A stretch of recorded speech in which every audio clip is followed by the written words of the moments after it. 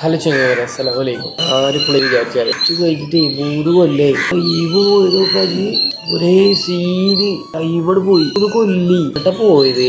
എത്താ 3 കൊല്ലത്തിനിടയിൽ കാട്ടി ടെസ്റ്റ് കഴിഞ്ഞ് 6 മാസത്തിന്റെ കോഴ്സ് എടുത്താണ്ട് പഠിച്ചതാണെങ്കിലോ പറയും വേണ്ട. ഇതിലൊക്കെ ഒരു പണി പഠിച്ചാന്ന് പറഞ്ഞാണ്ട് സ്കില്ല് ആയിട്ട് ഇതിൽ പഠിച്ചാ എന്നൊക്കെ പറഞ്ഞാണ്ട് കേറിയതാണ്. ഇവിടെ എത്തിയിട്ട് ഗഞ്ചിരിക്കുന്നു ആലോചിച്ചപ്പോ 3 കൊല്ലം പോയ പോക്കേ 3 ചെക്കന്മാര് ഞാൻ മറന്നിട്ടുണ്ട്.